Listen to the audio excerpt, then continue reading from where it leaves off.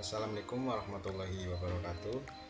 Perkenalkan, nama saya Artemius Syarto dari Politeknik Negeri Cilacap, jurusan D3 Teknik Elektronika. Di sini saya ingin melakukan presentasi mengenai perawatan dan perbaikan pada bor duduk. Mesin bor duduk merupakan jenis mesin bor yang telah didesain khusus dengan perlengkapan pendukung seperti tuas pengeboran hingga fan belt pengatur kecepatan. Jenis mesin bor ini digunakan untuk membuat lubang dengan ukuran presisi.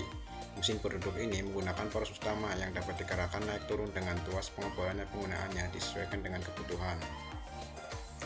Putaran pada mesin bor duduk juga dapat diatur sesuai keperluan melalui fan belt yang berada di bagian atas.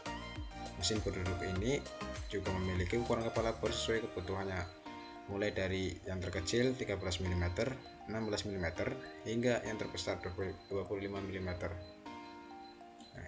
Di bagian kanan ini ada bagian-bagian dari mesin bor duduk, mulai dari puli sebagai penghubung dari fan belt, terus ada pengatur pemakanan yang menurunkan mata bornya. Terus di sini juga ada spindle clamp buat pengunci, terus ada cak itu buat pengunci dari mata bor, terus juga ada meja kerja, ada klem meja, terus ada motornya tersendiri, ada juga tutup pelindung bagian atas, juga ada klem crack, terus ada tiang kolom, juga ada meja dasar. Next, perawatan yang dapat dilakukan pada bor duduk. Yang pertama adalah pelumasan pada gearbox dan shaft secara rutin. Pelumasan pada gearbox dan shaft secara rutin diperlukan karena bahan yang digunakan untuk membuat gearbox dan shaft itu terbuat dari besi. Nah, besi jika lama tidak digunakan itu akan berkarat. Jadi di sini perlunya ada pelumasan. Yang kedua ada pengecekan fan belt secara rutin dan diganti ketika sudah kendor. Karena fan belt itu terbuat dari karet, maka lama-kelamaan jika digunakan terus akan menjadi kendor. Terus yang ketiga ada menggunakan mata bor sesuai dengan kebutuhan. Yang keempat ada mengganti brush motor ketika sudah habis, karena brush motor akan terkikis jika digunakan terus-menerus. Yang kelima ada membersihkan bor duduk setelah digunakan. Next, contoh kerusakan pada bor duduk. Yang pertama itu ada putaran motor dan gearbox yang tidak sesuai, dan berikut adalah penyelesaiannya. Masalah yang pertama adalah ketika antara putaran antara gearbox dengan motor itu tidak sesuai. Jadi kira-kira itu adalah masalah terletak pada gearbox yang kurang pelumas. Jadi karena kurangnya pelumas itu gearbox menjadi seret itu. Nah, untuk mengatasinya itu kita bisa menggunakan sebuah WD untuk melumasi gearbox tersebut.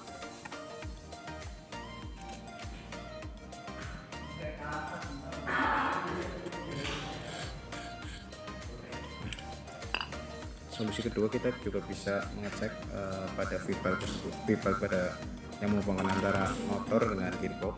Itu bisa jadi valve-nya sudah kendor. Nah, itu tadi adalah penanggulangan masalah ketika putaran motor dan gearbox tidak sesuai. Dapat disimpulkan bahwa ketika putaran motor dan gearbox, ketika fan belt dilepaskan, itu putaran motor menjadi cepat, tapi ketika fan belt dipasang, putaran pada gearbox itu lambat, jadi tidak sama dengan putaran yang di motor aslinya. Nah, itu diperkirakan adalah pada gearbox itu sudah seret, jadi diperlukan adanya pelumasan. Nah, di sini menggunakan WD.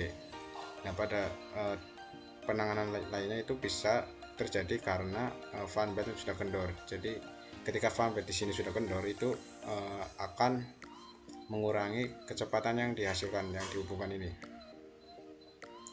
Nah, yang kedua adalah bor bekerja tidak optimal ketika digunakan. Nah, berikut penyelesaiannya. Masalah ketika pengeboran yang dihasilkan itu tidak maksimal atau kurang maksimal.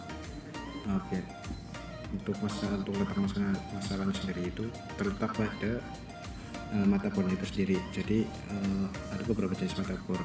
Nah, untuk Ini motherboard yang sudah terpasang di sini itu motherboard untuk kayu. Nah, untuk kayu itu untuk bahan-bahan media bor yang lebih yang berbahan-bahan alam.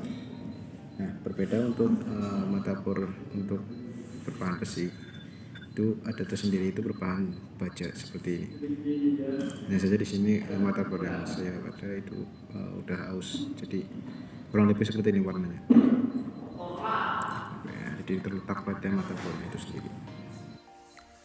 Jadi itu ketika bor bekerja tidak optimal ketika digunakan, itu kemungkinan besar permasalahannya ada di motherboardnya itu sendiri. Jadi untuk media yang berbeda itu motherboardnya yang digunakan juga berbeda, tergantung kekerasan media yang akan dibor.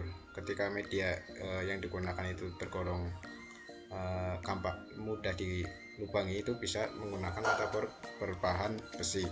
Tapi ketika media yang akan dibor itu besi itu sendiri, itu menggunakan motherboard yang berbahan baja. Yang ketiga adalah putaran motor lemah. Masalah selanjutnya adalah ketika motor bekerja tidak maksimal. Diperkirakan itu adalah terletak pada brush yang sudah aus, di mana efek dari brush yang sudah aus itu pengaliran arus terhadap rotor itu akan tidak maksimal. Nah, brush pada motor ini terletak di sini. Mari kita buka. Di sini posisi baut untuk pengunci dari brush sudah terbuka.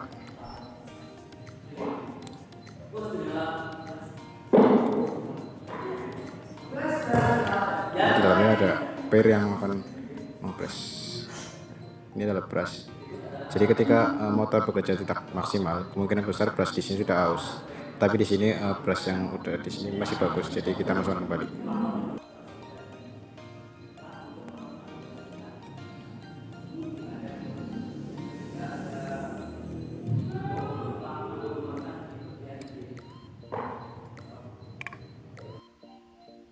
Jadi itu adalah ketika putaran motor menjadi lemah, itu kemungkinan besar permasalahannya ada di brushnya itu sendiri. Jadi ketika brush itu sudah menjadi aus, itu akan mengakibatkan pengaliran arus itu tidak maksimal dan berefek pada putaran motor yang tidak maksimal juga. Sekian presentasi dari saya, kurang lebihnya mohon maaf. Wabillahi taufiq wal hidayah. Assalamualaikum warahmatullahi wabarakatuh.